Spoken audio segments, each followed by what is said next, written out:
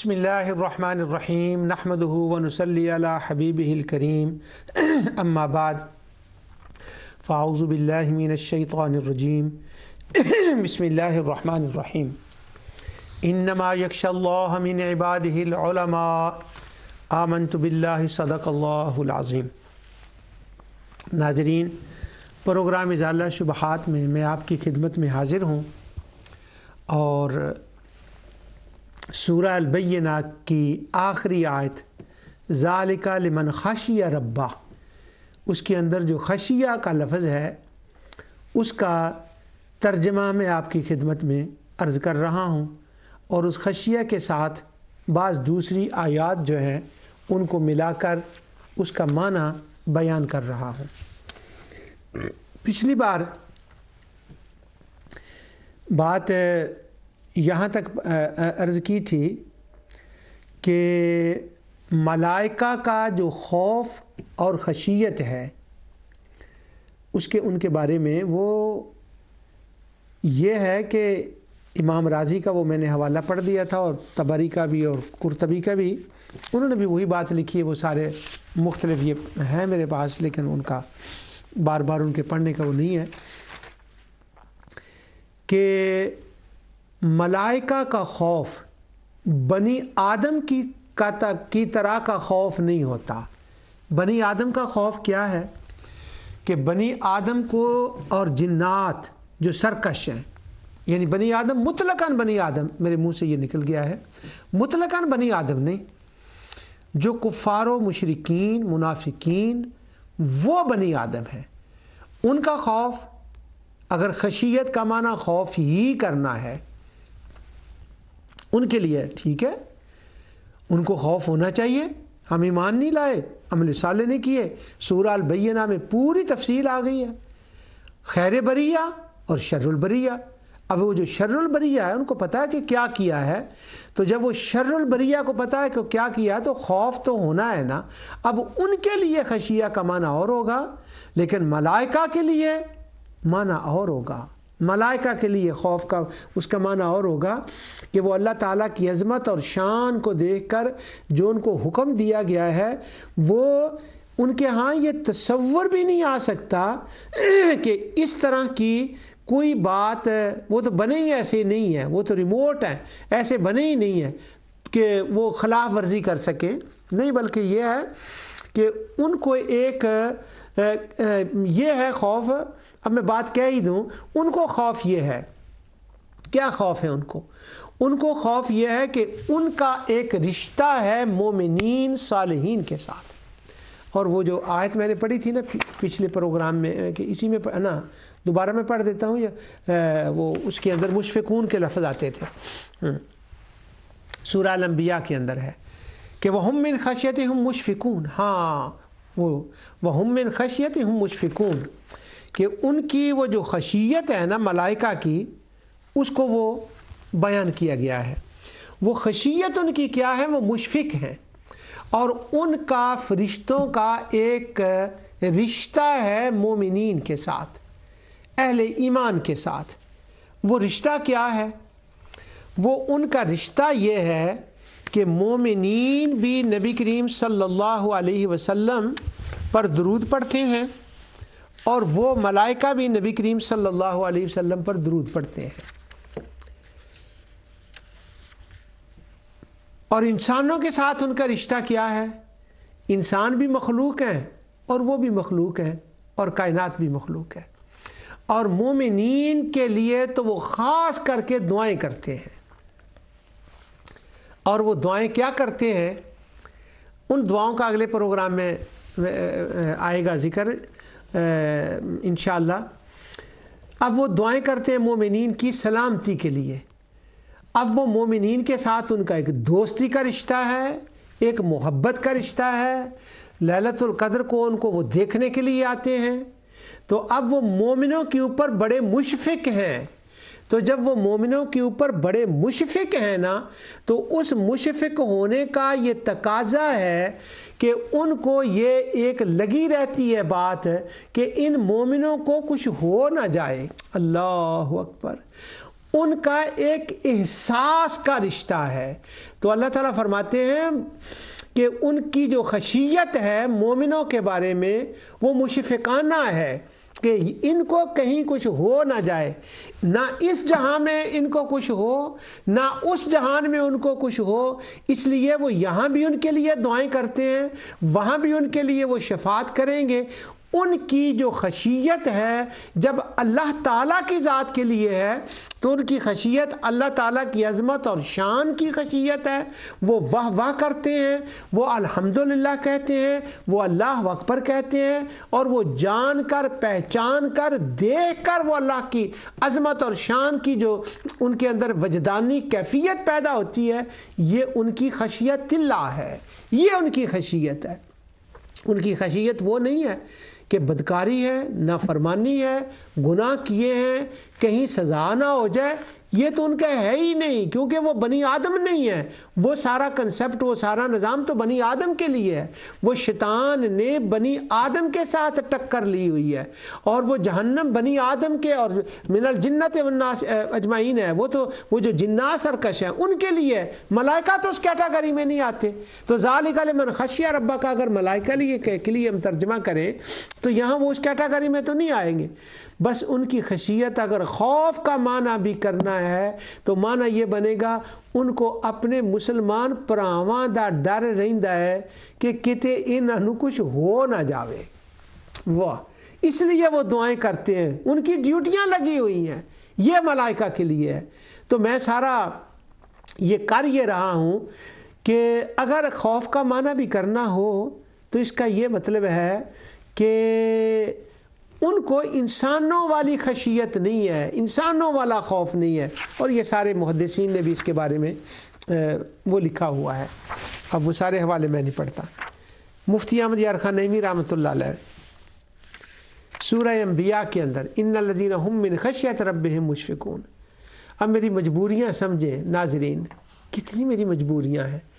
یہ معتزلہ نے، قدریہ نے اور جبریہ نے کہاں مجھے کھڑا کر دیا۔ میں اپنی بات کرتا ہوں، اہل علم کی نہیں، وہ تو اہل علم ہے۔ مفسرین کو بھی انہوں نے کہاں کھڑا کر دیا ہے کہ کہاں سے وہ ڈھونڈ کے لانا پڑتا ہے کہ نہیں وہ نہیں، وہ کہ خوف کا معنی تو خوف ہی ہے، خشیت کا معنی تو خشیت ہی ہے۔ تو جناب باری اللہ سبحانہ و تعالیٰ کے لیے بھی وہی معنی کرنا ہے، نہیں وہ بے نیاز ہے جو چاہے کر دے۔ یہ معتزلہ ان کا، میرے اوپر کتنا خوف، کتنا میں ڈپریشن کا میں خود مریض ہوا ہوں اس مسئلے کے اندر۔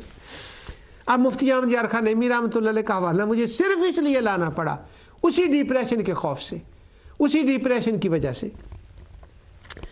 تو مفتی صاحب نے تو کمپلیٹ تفسیر نہ فرمائی، ان کے بیٹے مفتی اقتدار احمد خان صاحب رحمۃ اللہ علیہ جب وہ بریڈ فورڈ میں ہوتے تھے تو ان کے ساتھ ایک بڑا دوستانہ تعلق تھا اس زمانے میں، اللہ تعالیٰ ان کی قبر پہ رحمت نازل فرمائے۔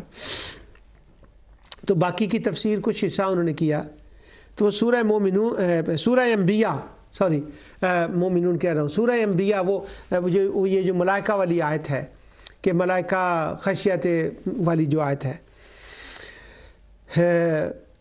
اس کی تفسیر میں وہ لکھتے ہیں کہ خشیت جو ہے اس کا کیا معنی ہے، تو وہ کہتے ہیں لفظ خوف مشترک ہے 4 معنی میں۔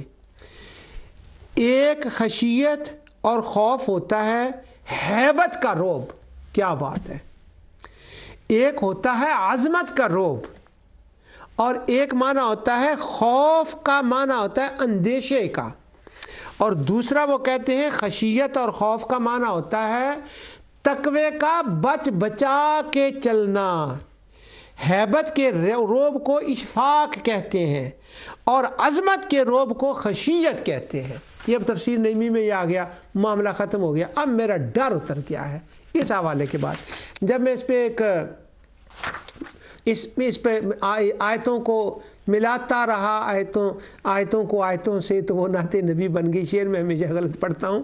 تو وہ جب آیتوں کو میں آیتوں سے ملا رہا تھا تو میرے اندر میرے اوپر جبریہ قدریہ کا خوف، وہ رازی کا بھی میں نے دیکھا، قرطبی کا بھی، طبری کا بھی، ابن ابی حاتم، وہ ساری اپنی جگہ پر پھر بھی میں ڈرا ہوا تھا۔ اب جب یہ نعیمی کا آ گیا نا حوالہ کہ نہیں، ملائکہ کا جو خوف ہے، جو خشیت ہے، وہ خشیت ہے اشفاقیہ کہ وہ مومنین کے بارے میں ہے، وہ خشیت ہے۔ اور خشیت رب کا مطلب یہ ہے کہ اللہ سبحانہ و تعالیٰ کی عظمت اور معرفت جب ان کے سامنے ظاہر ہوئی تو وہ کرتے ہیں، یہ ان کی خشیت ہے۔ اور اسی طرح کا ان کا درود کا معنی بھی ہے، اس وقت وہ بات نہیں ہے۔ تو عظمت، جیسے وہ میں نے مثالیں دی تھی، ایفل ٹاور پہ کھڑے ہوں تو ایک روب ہوتا ہے، اور کسی بڑے کے سامنے ہوں تو ایک عظمت کا روب ہوتا ہے، اس کے ساتھ ایک خوف کا پہلو ہوتا ہے۔ ورنہ جو مشرکین اور کفار سرکش اور جنات سرکش ہیں، ان والا وہ خوف نہیں ہے، اور نہ ہی ایسی خشیت پتھروں کے لیے ہوتی ہے، خشیت اللہ ان کو بھی ہوتی ہے۔ وہ یہاں ایک بات ہے، چونکہ مشفق اور شفیق کا معنی مشفق اور شفیق کے معنی میں ایک کمزوری کا معنی بھی پایا جاتا ہے، اس لیے اہل علم فرماتے ہیں کہ اس کو اللہ سبحانہ و تعالیٰ کی طرف منسوب نہیں کر سکتے۔ یہ دوسروں کے لیے تو ہے، لیکن اللہ تعالیٰ کو مشفق یا شفیق نہیں کہہ سکتے، کیونکہ اس کا یہ مطلب ہے۔ اب وہ خشیہ والا جو معنی ہے اس پر ایک اور بات عرض کرتا ہوں۔ یہ سارے پوری فائل میں نے بند کر دی ہے، اس کے اندر اور لغت کی مثالیں، آیات کی مثالیں میں نے جمع کی ہوئی ہیں۔ اللہ نے اگر چاہا تو کسی ویب سائٹ پر انشاءاللہ آ جائیں گی، لیکن دل بھرا نہیں ہے، تیسرا پروگرام ہے، لیکن اس تیسرے پروگرام کو میں ختم کرنا چاہتا ہوں لفظ خشیہ کا، اس کے بعد پھر دوسرا کوئی آگے بات کرنا چاہتے ہیں، وہ جس کو کہتے ہیں نا ٹو مچ بھی ٹھیک نہیں۔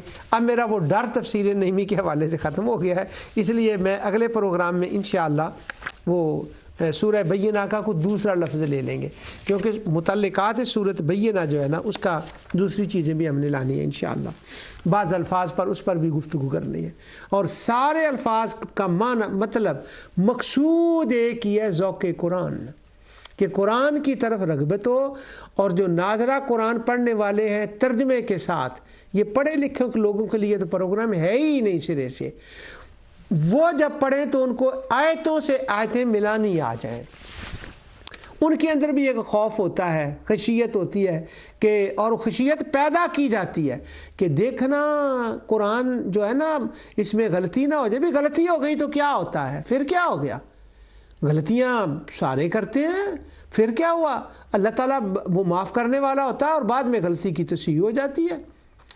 ہم جس مفسر کو فن خاں پنجابی میں جس کو کہتے ہیں نا، فن خاں مفسر کہتے ہیں، یہ بھی میں خشیہ کی تشریح کر رہا ہوں، خوف کی، یعنی وہ ناظرہ پڑھنے والے ترجمہ پڑھنے والوں کے اندر بھی ایک خشیت، خوف، ڈر ہوتا ہے کہ غلطی نہ ہو جائے، تو کیا ہوا، غلطی ہو گئی، اللہ معاف کر دے گا، کسی اہل علم سے پوچھ لیں، دوبارہ اگلی آیت پڑھیں گے تو کلیئر ہو جائے گی۔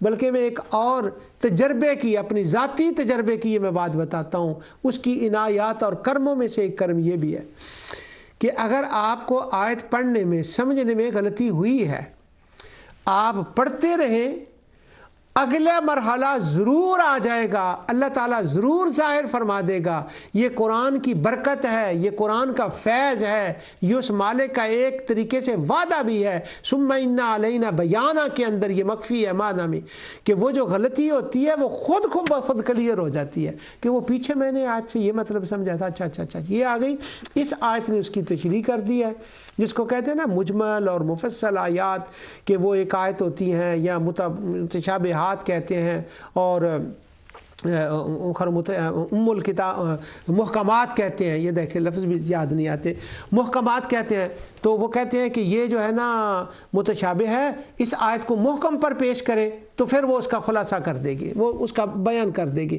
یہ اصول قرآن جو قرآن کریم کے اوپر کتابیں ہوتی ہیں ان کے اندر وہ اصول ہوتے ہیں، ان کو میں بچوں کو نہیں الجھانا چاہتا۔ ایک آیت دوسری آیت کلیئر کر دیتی ہے، اللہ سبحانہ و تعالیٰ جو ہے نا وہ کلیئر فرما دیتا ہے۔ تو اب یہ خشیہ کا جو لفظ ہے، اس کو میرے اوپر جو خوف تھا وہ بھی جو ہے نا وہ چلا گیا ہے، تو اس کا مطلب ذوق قرآن پیدا کرنا ہے۔ اب اس کے اندر یہ جو میں نے آیت پڑھی ہے، انما یخشی اللہ من عبادہ العلماء، اس پر میں آپ کے سامنے ایک بات عرض کرتا ہوں۔ یہ سورہ فاطر میں ہے، انما یخشی اللہ من عبادہ العلماء، اور یہاں پر یخشی اللہ کا لفظ ہے، اللہ سے ڈرنا، خوف کھانا، ترجمہ میں پھر بھی خوف اور روئی کر رہا ہوں، یوں کہہ لیں کہ ڈر کے کر رہا ہوں، یا اتنا زیر کے اوپر جو ہے نا وہ ایک سوار ہوا ہے، اتنا پڑا ہوا ہے۔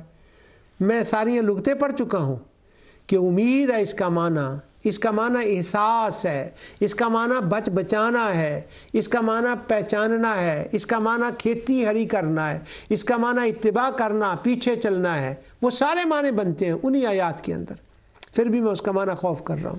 انما یخشی اللہ من عبادہ العلماء، بس علماء ہی ہیں جو اللہ سے ڈرتے ہیں۔ یہاں پر خشیہ کا لفظ ہے، اس کا کیا معنی ہے؟ پچھلے پروگرام میں شاید میں نے کہا تھا کہ جہاں خشیہ کا لفظ آیا اس کا سیاق و سباق سے پڑھے۔ اب یہ جہاں خشیہ کا لفظ آیا اس کے پورے سیاق و سباق تو یہ تقریباً 18 پیج ہیں، میں نے ان کے نوٹس بنائے ہوئے ہیں۔ اب میں سوچ رہا ہوں کہ پروگرام کو تو ختم کرنا ہے، تو اسی یعنی یخشی اللہ من عبادہ العلماء 18 پیج پر اس پر میں نے وہ نوٹس بنائے ہوئے ہیں۔ خیر، یہ آیت شروع ہوتی ہے کہ رکوع شروع ہوتا ہے، پہلا اس رکوع یا ایھا الناس انتم الفقراء۔ یہاں سے اگر شروع کریں، پچھلی صورت کو چھوڑ بھی دیں، پچھلی آیات کو، تو پھر پتہ چلتا ہے یا ایھا الناس، اے لوگو، انتم الفقراء الی اللہ، تم اللہ تعالیٰ کی طرف فقیر ہو۔ سارے انسانوں کو کہا گیا کہ تم فقیر ہو۔ اب یہ دیکھیں یکشا کا معنی کیا بنتا ہے، وہ ڈر کیسے نکلتا ہے جو میرے اندر بھی جبریہ قدریہ معتزلہ نے ڈالا ہوا ہے۔ یا ایھا الناس، اس کی چند جھلکیاں میں آپ کی خدمت میں بیان کرتا ہوں کہ اللہ سبحانہ و تعالیٰ نے انسان کو اس کی حیثیت بتائی ہے ان آیات کے اندر کہ اے انسان ہر لمحہ، ہر لحظہ، ہر آن، ایک سانس میں اس کا محتاج ہے۔ ویسے تو ساری مخلوق ہی، یہ ساری آیتوں کا میں سکین کر رہا ہوں تھوڑا سا، ویسے تو ساری مخلوق ہی اللہ سبحانہ و تعالیٰ کی محتاج ہے، مگر انسان سب سے زیادہ محتاج ہے۔ اس لیے اللہ تعالیٰ نے انسان کے محتاج ہونے کے ساتھ اس کے مقام پر انسان کے لیے لفظ فقیر استعمال فرمایا۔ خدا کے در کی ساری کائنات ہی فقیر ہے، منگتی ہے، جیسا کہ سورہ رحمان میں کل یسأل من فی السماوات والارض اور دوسرے مقامات پر۔ لیکن یہاں جو انسان کے لیے آیا ہے اس کی ایک خاص احتیاج ہے۔ اس کی احتیاج اس لیے ہے کہ اللہ تعالیٰ نے اس کو ارادہ اور کسی حد تک اس کو اختیار دیا ہے، دوسری مخلوق کو یہ نعمت عطا نہیں ہوئی۔ انسان تمام مخلوقات سے اس کی وجہ سے اعلیٰ ہے اور اس کا مقام تمام مخلوقات سے بلند ہے۔ اب مجھے امام راضی کا ڈر ہو رہا ہے کسی وجہ سے، معتزلہ سے تو ڈر ہی ڈر ہے، امام راضی سے بھی۔ اب یہ خاص باریک سی میں بات کہہ گیا ہوں، اگر کوئی اہل علم بائی چانس یہ بات سن لے تو اس کو پتہ چل جائے گا، لیکن آگے جا کر وہ امام راضی سے میں کیوں ڈر رہا ہوں اس کا میں بیان کروں گا۔ انسان تمام مخلوقات سے اعلیٰ ہے اور اس کا اپنے رب کا فقیر ہونا اور اس کا رب اس کو فقیر کہہ کر بلائے کہ اے وہ انسان جس کو میں نے اتنی عظمت دی ہے، اتنی شان دی ہے، ارادہ دیا ہے، قدرت دی ہے، علم دیا ہے کہ تو کسی کا محتاج نہیں ہے، تو صرف اپنے رب کا محتاج ہے۔ تو یہ بات انسان کے لیے سب سے بڑے اعزاز کی بات ہے کہ میں صرف اور صرف اپنے رب کا محتاج ہوں اور میں صرف اس کا فقیر ہوں۔ اگر انسان اس کو جان لے اور اگر انسان کو اس کا احساس پیدا ہو جائے تو یہ انسان کی سب سے بڑی عظمت ہے، اور وہی احساس اللہ پیدا کرنا چاہتا ہے اور وہی خشیت اس کو عطا کرنا چاہتا ہے۔ اس لیے اللہ تعالیٰ نے یخشی اللہ من عبادہ العلماء کے مضمون کی جب ابتدا کی ہے تو اس کو اپنا فقیر کہہ کے پکارا ہے، اے میرے فقیر، یا ایھا الناس انتم الفقراء، اے میرے فقیر۔ کیا بات ہے، کبھی کبھی مزہ آتا ہے اس بات کو تفسیر صوفیانہ پڑھنے کو۔ صوفیہ نے اس کا جو معنی بیان کیا ہے کہ اللہ تعالیٰ نے یا ایھا الناس انتم الفقراء کہ انسان کو اپنا فقیر بتایا ہے، اپنا فقیر کہا ہے۔ کیا مطلب ہے اس کا؟ وہ ایک مشہور ان کی تفسیر ہے فقیر کی، وہ کرتے ہیں، کہتے ہیں الفقر فخری۔ کیا بات ہے کہ جو مومن ہے وہ کہتا ہے کہ اپنے رب کا فقیر ہونا اس سے بڑا میرے لیے کائنات کے اندر کوئی فخر ہے ہی نہیں ہے۔ سب سے بڑا میرا فخر یہ ہے کہ میں اپنے رب کا فقیر ہوں۔ اور یا ایھا الناس انتم الفقراء، وہ مجھے فقیر کہہ کر بلاتا ہے، اے میرے در کے سوالی، اے میرے در پہ آنے والے، میں نے تمہیں ارادہ، اختیار، عقل، علم دیا ہے، تمام کائنات سے تمہیں اعلیٰ بنایا ہے، اور تو اعلیٰ ہو کر بھی کہتا ہے کہ میں اپنے رب کا فقیر ہوں۔ اور موسیٰ علیہ السلام نے فرمایا تھا رب انی لما انزلت الی من خیر فقیر، اے اللہ میں تیرے در کا فقیر ہوں۔ موسیٰ کلیم اللہ کھڑے ہو کر کہتے ہیں میں فقیر ہوں۔ اور وہ کہتے ہیں، اب وہ صوفیوں کی زبان میں اگر کہیں تو موسیٰ علیہ السلام کہتے ہیں الفقر فخری، اس کا فقیر ہونا تو میرا فخر ہے۔ بعض احباب نے اس کو نبی کریم صلی اللہ علیہ وسلم کی طرح منسوب کر دیا کہ یہ حضور نے فرمایا ہے، کہ حضور نے یہ فرمایا ہے۔ تو اگر حضور بھی یہ فرمائیں کہ میں اپنے رب کا فقیر ہوں تو معنی کے اعتبار سے یہ بالکل صحیح ہے۔ بعض اوقات ہم روایتوں کے بارے میں کہتے ہیں یہ معنی صحیح ہے، ہم نہیں، نعوذ باللہ میں کون ہوتا ہوں، محدثین کہتے ہیں کہ یہ معنی صحیح ہے، فقہاء کہتے ہیں کہ یہ معنی صحیح ہے، لیکن وہ سند کے اندر اس کا مسئلہ گڑبڑ ہوتا ہے۔ تو یہ جو روایت ہے الفقر و فخری والی، وہ سند کے اعتبار سے محدثین وہ ایگری نہیں کرتے کہ وہ وہاں تک جائے۔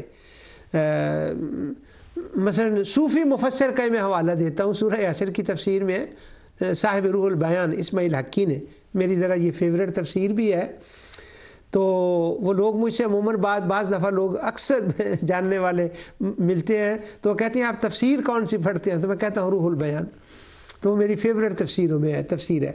تو صاحب روح البیان اس کے بارے میں فقر و فخری کے بارے میں، وہ میں اس کا مخرج غلط بول جاتا ہوں اس لیے مجھے دیکھنا پڑتا ہے، مشہور بات بھی، وہ کہتے ہیں وَطَعَنَا اہل الحدیث فی قول الفقر فخری لَكِنَّ مَعْنَاهُ صحیح۔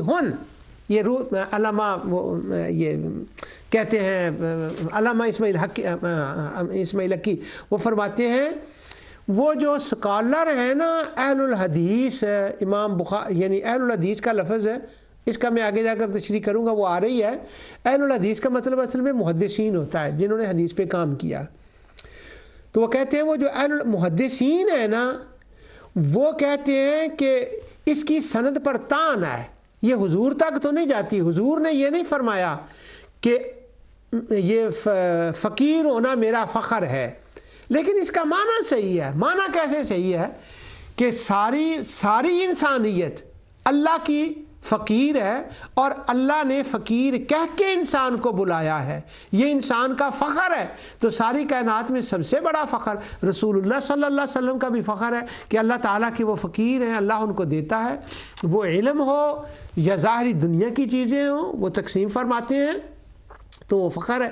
لیکن وہ کہتے ہیں یہ یعنی وہ صوفی ہی فرما رہے ہیں کہ اس کی سند میں مسئلہ ہے، اور اگر باقی رہے محدثین کا تو وہ علامہ سخاوی تو کہتے ہیں کہ حدیث الفخر فخری مقاصد الحسنہ کے اندر کہتے ہیں کہ میرے قال شیخ ہونا، میرے شیخ کہتے ہیں، ان کے شیخ ابن حجر اسقلانی ہے، تو کہتے ہیں وہ کہتے ہیں ہوا باطل موضوع، اور وہ کہتے ہیں، اور وہ موضوعات صغرا کے اندر ملا علی قاری نے کبرا کے اندر کہتے ہیں الفخر فخری قال الاسقلانی وغیرہ انہ باطل الموضوع، وہ سند کے اعتبار سے وہ ٹھیک نہیں ہے مسئلہ اس کا، مگر مانن وہ بات بڑی مزے کی ہے۔ اس لیے میں نے یا ایھا الناس انتم الفقراء کے اندر موقع غنیمت جانا تو میں اس کو میں نے یہاں ذکر کر دیا ہے۔ کیسے صوفیہ کا کیا کمال ہے، اور اسی کو تفسیر صوفیہ نہ کہتے ہیں۔ صوفیہ کا یہ قول کہ انسان کے لیے اس کی فقیری فخر ہے، کیوں؟ وہ اس لیے کہ وہ کسی مخلوق کا فقیر نہیں، وہ لات کا فقیر نہیں، وہ عزا کا فقیر نہیں، وہ منات کا فقیر نہیں، وہ اصاف و نائلہ حبل کا فقیر نہیں، وہ صرف اپنے خالق کا فقیر ہے، اپنے رب کا فقیر ہے۔ اس سے بڑھ کر اس کے لیے کیا فخر کی بات ہو سکتی ہے؟ اب چونکہ میں نے یہ خشیہ کے اوپر اس کو بھاگنا ہے، تو یہاں میں نے وہ نا فقیر کے معنی لکھا ہوئے ہیں سارے، مفردات سے، راغب سے، مفردات راغب سے، لسان العرب سے، یہ وہ تاج الاصول زبیدی سے، جوہری سے، لیکن پھر کبھی سے انشاءاللہ۔ اب میں اس کا معنی یہ بیان اتنی بات کر دیتا ہوں کہ وہ کہتے ہیں وَفَقَرَ الْأَرْضَ وَفَقَّرَهَا حَفَرَهَا وَالْفُقْرَ الْحُفْرَ وَالْفَقِيرَ الْبِئْرُ الَّتِي تُغْرَسُ فِيهَا الْفَصِيلَةُ۔ اس کا مطلب یہ ہے، یہ سب نے یہ بات لکھی ہے، کہتے ہیں فقیر کیا ہوتا ہے؟ تو وہ فقیر کا معنی بیان کرتے ہوئے کہتے ہیں کہ اس کا معنی ہوتا ہے حفرہ، گڑھا۔ فقیر اور گڑھا، اس کا کیا مطلب ہوا؟ اور اسی سے فقیر ہر اس گڑھے کو کہتے ہیں جس میں پانی کا بارش کا پانی جمع ہو جائے۔ فقرۃ للفصیل، وہ پودا ہم جب لگاتے ہیں تو اس کے ارد گرد ایک وہ بنا دیتے ہیں، مجھے اس کا نام نہیں آ رہا، گڑھا ہی کہہ لیں اس کو، وہ بنا دیتے ہیں، فصیل جو ہوتی ہے اس کو بناتے ہیں، تو اس کو کہتے ہیں فقیر۔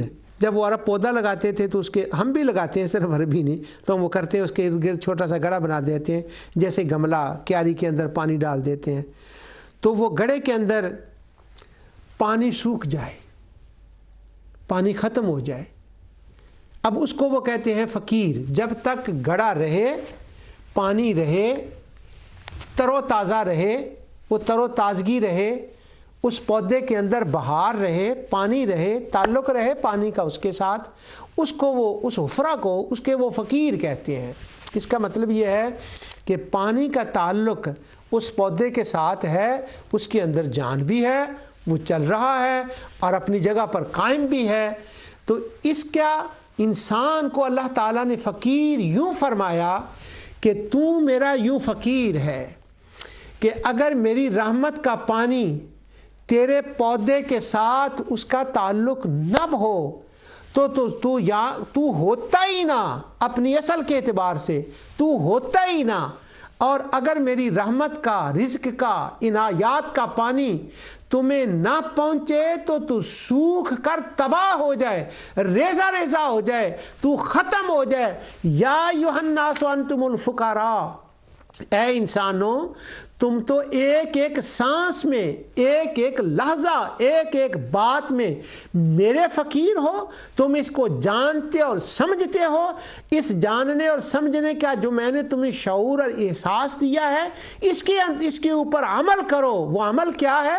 یہی بات تو آگے جا کر اس مالک، اس شہنشاہ نے کھول لی ہے اگلی بات کے اندر، پر اس نے شروع یہاں سے کی ہے کہ وہ ایک زندہ نہ رہے، وہ ختم ہو کے رہ جائے۔ پھر اس کے بعد ان یشاء یذھبکم ویأتی بخلق جدید، اس نے اپنی شان کو بیان کیا، عظمت کو بیان کیا کہ وہ اللہ وہ ہے کہ وہ جو چاہے وہ کرے، اس کے وہ ثنا کا مستحق ہے اپنی ذات میں، وہ حمید کا لفظ بھی آیا، کسی کو ضرورت نہیں ہے، یعنی وہ جو چاہے وہ کرے، اسے کوئی پکڑنے والا نہیں ہے، اس جہان کو وہ ختم کر دے، دوسرے جہان کو وہ لے آئے، جو چاہے وہ کرے۔ اے انسان تو اس بات کو سمجھ، اس کی اس علم و قدرت کو۔ بات یہاں سے شروع ہوئی ہے کہ جہاں خشیہ کا لفظ آتا ہے اس سے پہلے اس کی عظمت اور شان کو وہ کیسے بیان کرتا ہے، اور پھر خشیہ کا معنی دیکھیں وہاں جا کر کیا بنے گا۔ اب وہ خشیہ پر ہم بات لا رہے ہیں، میں نہیں لا رہا، قرآن لا رہا ہے، لیکن اس سے پہلے ان یشاء یذھبکم ویأتی بخلق جدید، ختم کر دے۔ وما ذلک علی اللہ بعزیز، اس کا کوئی ہاتھ نہیں پکڑ سکتا۔ یہ تعریض ہے اصاف، نائلہ، لات، منات، عزا، چاند، تاروں، جنات پر کہ کون ہے جو اس کا ہاتھ پکڑے؟ وہ جو چاہے کرے۔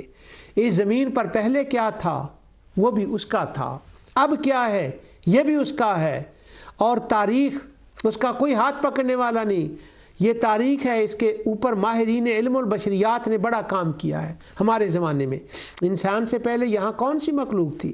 اب انسان ہے، جب انسان چلے جائیں گے فنا ہو جائے گا، پتہ نہیں، بس جتنا ہمیں بتایا گیا وہ تو ہمیں پتہ ہے، اگلے زمین و آسمان بدل جائیں گے، ان کی کیا کیفیت ہے، یوم تبدل الارض غیر الارض، وہ کیسے ہوں گے، آقا دو جہاں صلی اللہ علیہ وسلم کے ذریعے ہمیں بتایا گیا۔ فرمایا وہ اتنی طاقت والا ہے کہ پہلے یہاں کچھ اور تھا، اسے فنا کیا، وہ لے گیا۔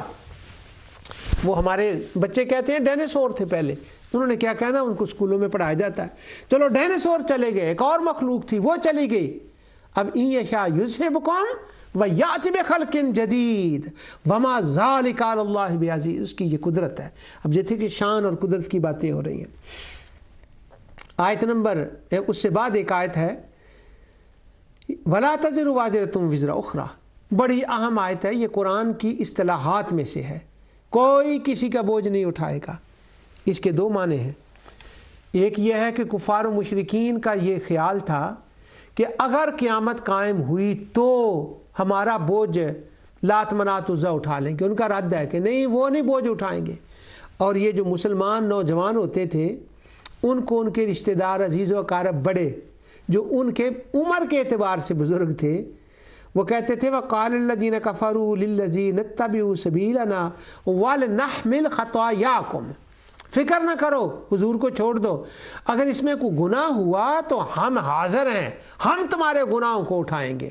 اب چونکہ وہاں پر یہ باتیں چل رہی تھیں، یہ معاشرہ تھا، یہ سوسائٹی کے اندر باتیں ہو رہی تھیں، اب ان باتوں کو بار بار اللہ سبحانہ ہوا تعالیٰ نے ایڈریس کیا ہے قرآن میں، اور بار بار کہا ہے وَلَا تَزِرُ وَازِرَةٌ وِزْرَ أُخْرَىٰ وَلَا تَزِرُ وَازِرَةٌ وِزْرَ أُخْرَىٰ۔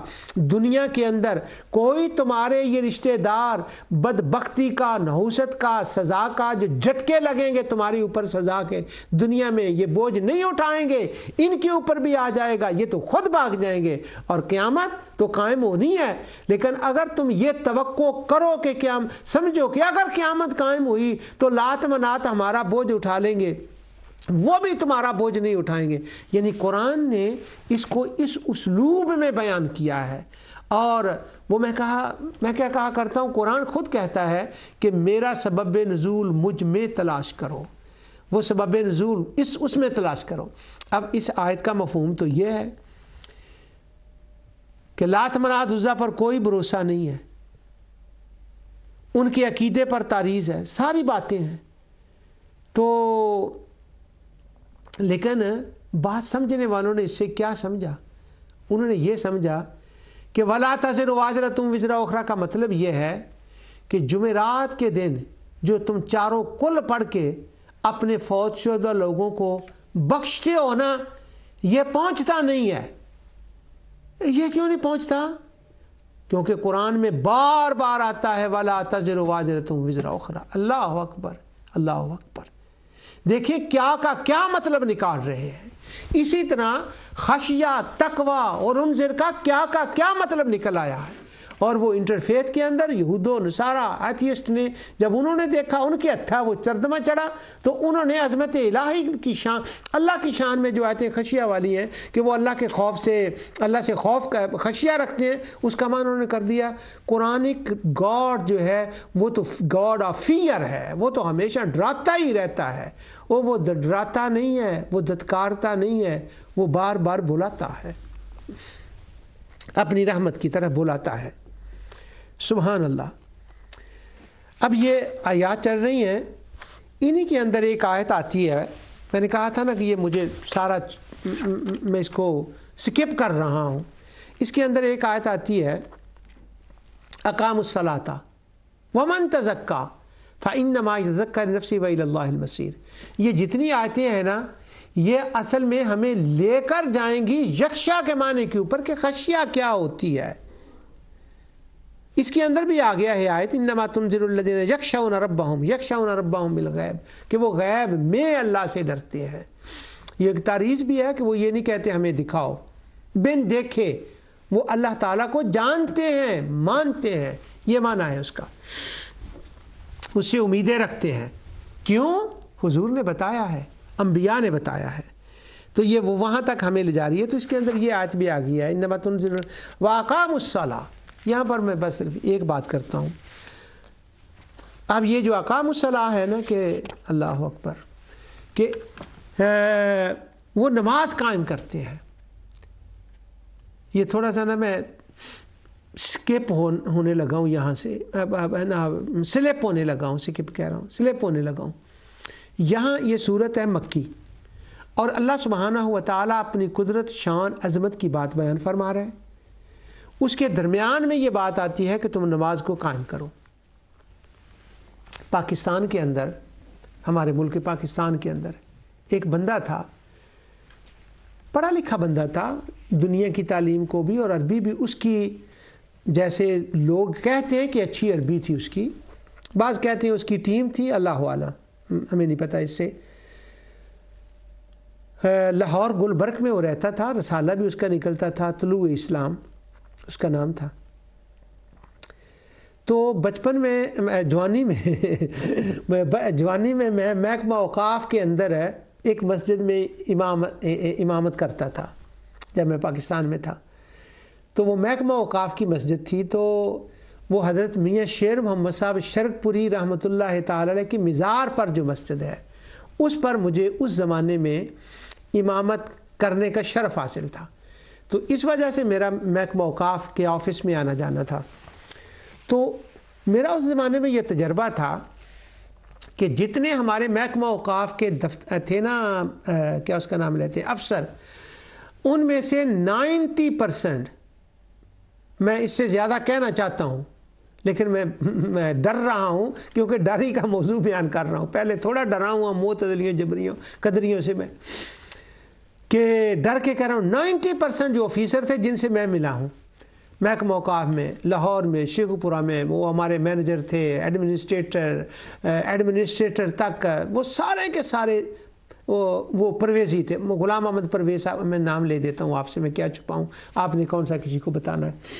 تو وہ غلام احمد پرویز کا درس سننے کے لیے جاتے تھے اور وہ درس سنتے, ان کا رسالہ کو پڑھتے اور واہ واہ کرتے ان کے لیے. میں حیران تھا کہ یہ سارے کے سارے پورا محکمہ اوقاف ہی پرویزی ہو گیا, کیا ہوا اس کو. اس کے بعد مجھے پولیس میں کچھ کام پڑا, کچھ پولیس کے ساتھ معاملہ ہوا, تو آئی جی پولیس تک مجھے ملنے کا موقع ملا. اس زمانے میں آئی جی پولیس ہوتے تھے, آئی جی پنجاب ان کا نام تھا حاجی حبیب الرحمان. تو ان سے وہ کسی وجہ سے وہ ملنا جلنا تھا. تو ان کے کوئی مذہبی بات بھی ہوتی تھی, یعنی وہ آئی جی پنجاب لیکن وہ قرآن شریف کی بات بھی کرتا تھا. اور وہ بھی غلام احمد پرویز کے جاتا تھا وہاں, جو درس قرآن تھا اس کے اندر. اب وہ پولیس والے اس کے نیچے D I G S P جو تھے وہ بھی, یعنی یوں کہہ لیں کہ جو میں نے دیکھا وہاں پر ہے, اب میں آپ کو پرانی باتیں سنانے لگا ہوں. کمشنر تھا وہاں پر, وہ کسی خاص وجہ سے نا محکمہ اوقاف کی وجہ سے وہ کمشنر تھا, خالد اس کا نام تھا. اللہ اکبر, 40 سال 45 سال پہلے کی بات مجھے یاد ہے. وہ بھی غلام احمد پرویز کا وہ درس سننے کے لیے جاتا تھا.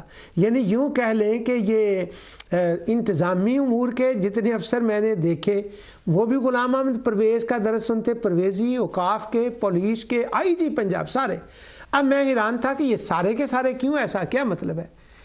اب وہ بعد میں جا کے کئی بڑے سالوں کے بعد میرے اوپر یہ راز کھلا کہ وہ مطلب کیا تھا.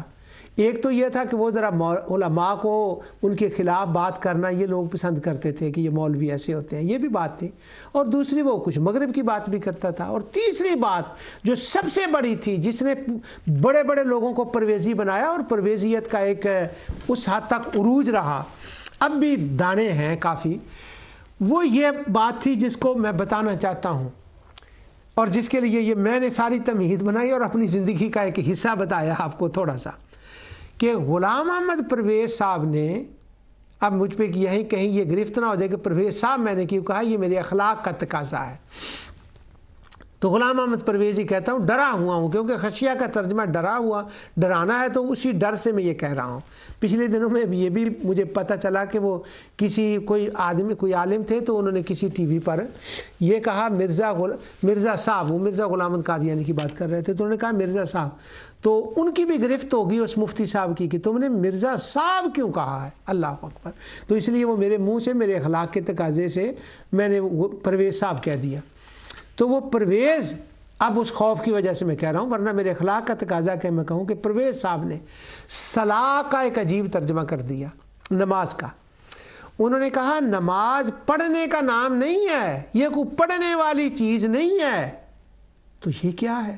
یہ رکوع میں جائیں، سجدے میں جائیں اور وہ کریں، یہ کوئی پڑھنے والی چیز نہیں ہے، یہ ایک پیورلی معاشرتی سا مسئلہ، یہ تو ایک پریکٹس کرانے کے لیے ایک چیز بتا دی گئی ہے۔ تو پھر نماز کیا ہوتی ہے؟ اتنی بار قرآن میں نماز کا ذکر آیا انبیاء کا، تو صلاح کیا ہے؟ انہوں نے کہا بھائی میں تم کو بتاتا ہوں کہ نماز کا مطلب ہوتا ہے عربی لغت کے اندر ہے ایک نظام اور سسٹم، ایک مرکز ملت ہوتا ہے اور باقی اس کی کیبنٹ ہوتی ہے۔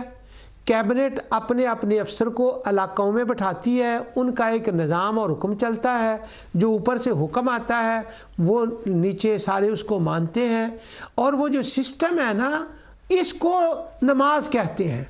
اب وہ مثال دیتے، کہتے یہ ہمارے سامنے آئی جی پنجاب بیٹھے ہیں، اب یہ آئی جی پنجاب ہے، انسپیکٹر جنرل پولیس، پورے پنجاب کی پولیس ان کے نیچے ہے۔ اب یہ جو ایک حکم نامہ جاری کرتے ہیں نا، تو وہ نیچے اے ایس آئی تک، پولیس کے سپاہی تک وہ حکم جاتا ہے۔ اب یہ جو یہ ہے نا اس کو صلاۃ کہتے ہیں۔ تو صلاۃ کا مطلب ہے نظام۔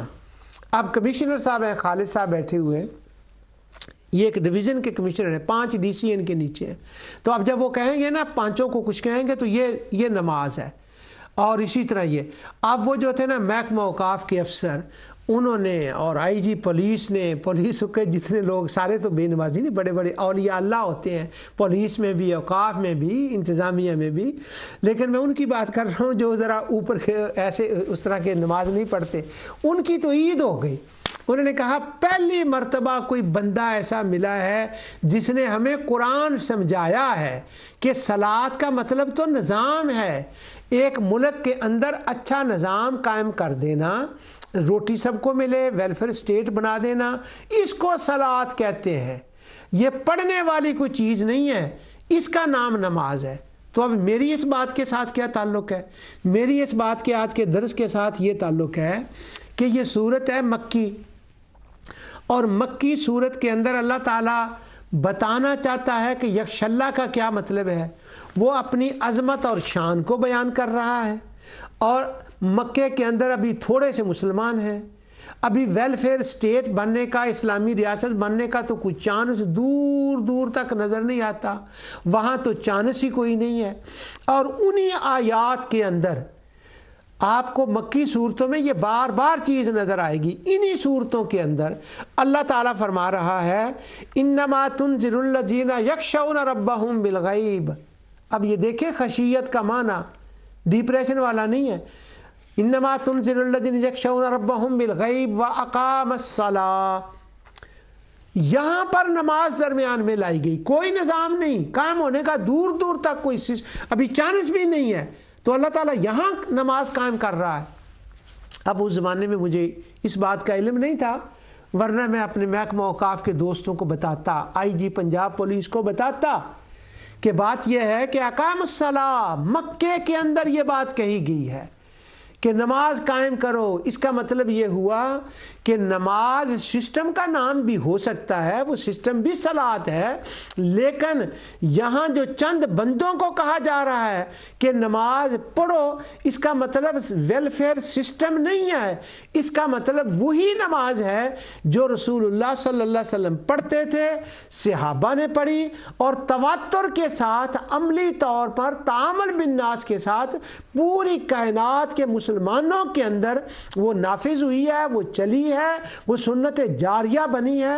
تعامل بالناس بنا ہے، سنت جاریہ ذرا خطرناک لفظ بن گیا ہے۔ اگرچہ معنی کے اعتبار سے یہ غلط نہیں ہے، لیکن کچھ لوگوں نے اس کو ایسے استعمال کرنا شروع کر دیا تو یہ وارننگ سا لفظ بن گیا، ریڈ لائٹ آ گئی ہے یہاں پر۔ تو وہ تعامل بالناس کے ذریعے سے پوری کائنات میں جو ہے یہی نماز ہے، یہی صلاۃ ہے۔ تو چونکہ ان کو نماز سے چھٹی مل گئی، ان لوگوں کو جو نماز نہیں پڑھنا چاہتے تو وہ کہنے لگے جی کیا بات ہے، پرویز صاحب نے تو حد کر دی۔ اب اللہ تعالیٰ فرماتا ہے وَمَن تَزَكَّىٰ فَإِنَّمَا يَتَزَكَّىٰ لِنَفْسِهِ وَإِلَى اللَّهِ الْمَصِيرُ۔ اللہ کی علم، قدرت، شان، عظمت کو جب بندہ جانتا ہے، اس کو مانتا ہے، پھر وہ اس کے سامنے جھکتا ہے جوارے کے ساتھ، اعضاء کے ساتھ، نماز کی شکل میں۔ جب وہ یہ کام کرتا ہے تو وہ من تزکا فإنما یتزکا لنفسہ، اس کے دل کی صفائی ہو جاتی ہے۔ جب اس کے دل کی صفائی ہو جاتی ہے اور یہ کسی پر احسان نہیں کر رہا، نہ وہ اللہ پر احسان کر رہا ہے، کوئی اللہ کا کام رکا ہوا نہیں تھا کہ اس نے اللہ تعالیٰ کی معرفت حاصل کی، علم و قدرت کو مانا اور نماز کو قائم کیا تو اللہ کا کوئی کام نکل گیا، نہیں۔ فَإِنَّمَا يَتَزَكَّىٰ لِنَفْسِهِ، یہ کام کر کے اس نے اپنے دل کو صاف کر لیا ہے، کفر نکل گیا ہے، شرک نکل گیا ہے، بے ادبیاں نکل گئی ہیں، اور اللہ تعالیٰ کے سامنے اس کو جھکنا آ گیا ہے اور اس کا تزکیہ نفس ہو گیا ہے۔ اب یہ ساری باتیں کام کرنے کے بعد، ارشادات فرمانے کے بعد آگے ایک لمبی چھوٹی چھوٹی آیتیں ہیں۔ اللہ تعالیٰ نے کمپیریزن دیا ہے کہ دن اور رات برابر نہیں ہوتے۔ یہ باتیں کرنے کے بعد اللہ تعالیٰ اب اس بات پر پھر یہ بات کو لایا ہے، اور وہ بات شروع ہوتی ہے آیت 27 سے۔ کیا بات ہے؟ أَلَمْ تَرَ أَنَّ اللَّهَ أَنزَلَ مِنَ السَّمَاءِ مَاءً فَأَخْرَجْنَا بِهِ ثَمَرَاتٍ مُخْتَلِفًا أَلْوَانُهَا وَمِنَ الْجِبَالِ جُدَدٌ بِيضٌ وَحُمَرٌ مُخْتَلِفٌ أَلْوَانُهَا وَغَرَابِيبُ سود۔ میں نے ایک ایک لفظ کو علیحدہ علیحدہ لکھا ہے۔ کیا تم نے اللہ سبحانہ و تعالیٰ کی شان کو جانا نہیں ہے؟ غور نہیں کیا، احساس نہیں کیا، سمجھے نہیں، تدبر تفکر نہیں کیا کہ آسمان سے وہ پانی کیسے برستا ہے، اور وہ جو پانی ہے وہ اس کا رزلٹ کیا نکلتا ہے کہ زمین سے مختلف جداگانہ رنگ کے پھل نکلتے ہیں۔ یہ تو زمین کا حال ہے۔ اب ذرا نظر کو اٹھا کر دیکھو، وَمِنَ الْجِبَالِ، پہاڑوں کو دیکھو کہ پہاڑ ہیں، پتھر ہیں، ان کے اندر گاٹیاں ہیں، اور پھر ان گاٹیوں کے رنگ دیکھو، کیا بات ہے، وہ سفید ہیں، وہ سرخ ہیں، مختلفاً الوانها، اور ان کے رنگ مختلف ہیں، وغرابیب، اور گہری گہری گاٹیاں ہیں۔ اب ہم جو پہاڑوں کے علاقوں میں رہنے والے ہیں، یورپ میں یا پاکستان میں بھی، جو وہ غرابیب کو سمجھتے ہیں، اور سود، وہ گاٹیاں ہیں تو جتنی گہرائی میں جائیں تو کالا پن ان میں نظر آتا ہے۔ اب یہاں ایک رویت دکھائی گئی ہے، ایک محسوس مثال دی گئی ہے۔ اس کے اندر آفاق، ارضی، انفس اور جبال کا ذکر، وہ ساری باتوں کا ذکر کیا گیا ہے، اور 28 آیت میں پھر فرمایا گیا۔ اب ذرا ان باتوں کا ساروں کا علم کے ساتھ تعلق ہے، ان کا میں خلاصہ بعد میں کرتا ہوں 1-2 منٹ میں۔ فرمایا وَمِنَ النَّاسِ وَالدَّوَابِّ وَالْأَنْعَامِ مُخْتَلِفًا أَلْوَانُهُ، اسی طرح انسانوں، جانوروں، چپائوں میں اسی طرح مختلف رنگ ہیں۔ اب جس بندے نے اپنے عقل کو استعمال کیا، تو جو میں نے اس کو ارادہ دیا ہوا ہے، عقل دی ہوئی ہے، علم دیا ہوا ہے، اس نے اپنے ارادہ اور عقل سے غور کیا کہ میں تو اپنے رب کا فقیر ہوں، میری تو ایک سانس بھی اس کے کرم کے بغیر نہیں چل سکتی۔ یہ اس نے انفس کے اندر غور کیا۔ اور آسمان سے کیسے بارش آتی ہے، میرے زندہ رہنے کے لیے اس مالک نے کیا کیا کائنات کے اندر سسٹم قائم کر دیا آفاق میں، اور ارض کے اندر کیا کیا ہے، یہ اس کی قدرت اور علم ہے، اس کی قدرت اور شان ہے۔ پہاڑ ہیں، یہ ہیں۔ جب وہ اس بندہ جب ان چیزوں کے اوپر غور و فکر کرتا ہے تو پھر فرمایا پھر کیا ہوتا ہے، انما یخشی اللہ من عبادہ العلماء، جب وہ ان چیزوں کو جان لیتا ہے، سمجھ لیتا ہے، انڈرسٹینڈ کر لیتا ہے، تو بندوں میں سے میرا وہ بندہ بن جاتا ہے، اور پھر میں اس کو کہتا ہوں کہ جب اس کو میری معرفت مل گئی، میری مخلوق کی معرفت مل گئی، اور نتیجے کے طور پر وہ مجھ پر ایمان لے آیا، یہ جو کچھ اس کو ملا ہے یہ اس کو خشیت ملی ہے، جو اس نے جانا ہے، سمجھا ہے، یہ سارا کچھ اس کو، یہ وہ صاحب خشیت بن گیا ہے، اور میں اسے عالم کہتا ہوں، میں اسے علماء کہتا ہوں۔ پورے قرآن میں علماء یہیں پر یہ لفظ آیا ہے۔ تو جب اس نے کہا کہ میں علماء کہتا ہوں، اور علماء کون ہوتے ہیں؟ وہ صاحب خشیت ہوتے ہیں۔ صاحب خشیت کا مطلب یہ ہے، پورے رکوع سے، پوری سورت سے شروع کریں، وہ جو اللہ کی ذات سے توقع کرنے والے ہیں، اس کی ذات سے امید کرنے والے ہیں، اس کی شان کو جانتے ہیں، اس کی عظمت کو جانتے ہیں، اس کی مخلوق کو جانتے ہیں، وہ غور و فکر کرنے والے ہیں، وہ تدبر کرنے والے ہیں۔ وہ کہتے ہیں ایک پہاڑ، اتنے رنگ، اتنی گہرائیاں، اس کے یہ حال، نباتات، آسمان سے کیسے بارش، کیسے یہ ہوا؟ جب وہ ساری چیزوں کو جانتا ہے تو رب کہتا ہے اب وہ صاحب خشیت ہے۔ ذالک لمن خشی ربا، وہ اپنے رب کی معرفت کو پا گیا ہے۔ اور اب اللہ فرماتا ہے میرے جو انسان مخلوق بندے ہیں، ان میں سے میں اس کو علماء کا نام دیتا ہوں، وہ میرے علماء بن جاتے ہیں۔ تو معنی یکش اللہ کا یہاں یہ ثابت ہو گیا کہ یکش اللہ کا معنی کیا ہے۔ اب وہ یکش اللہ کا معنی جب ان کو مل گیا تو اس کا معنی یہ ہے کہ اللہ ان کو بھی عظمت عطا فرما دیتا ہے، وہ عالم بن جاتے ہیں، اللہ کی شانیں ان کے سامنے ظاہر ہو جاتی ہیں، پھر اللہ ان کی شانیں، ان کے مقام دوسری مخلوق کے سامنے ظاہر فرما دیتا ہے، اور وہ علماء ہوتے ہیں۔ تو اب امید ہے کہ خشیہ کا معنی قرآن کریم کو پڑھتے وقت میرے بچے اور بچیاں، وہ طلباء، ناظرہ قرآن پڑھنے والے، جن کے لیے یہ میں نے 3 پروگرام ایک لفظ کے اوپر کیے ہیں اور 5-6 پروگرام چھوڑ دیے ہیں، کم از کم ان کو کچھ نہ کچھ اشارے مل گئے ہوں گے۔ اللہ سبحانہ و تعالی ہمیں قرآن کا ذوق عطا فرمائے، اور ہمیں اللہ سبحانہ و تعالی اہل قرآن میں سے بنا دے۔ اور اہل قرآن کیا ہوتے ہیں، یہ نام بھی بدنام سا ہو چکا ہے، اس کی تفصیل میں اگلے پروگرام میں کروں گا انشاءاللہ۔ جو کچھ میں نے کہا اللہ تعالی اسے قبول فرمائے۔ وما علیہ الا البلاغ۔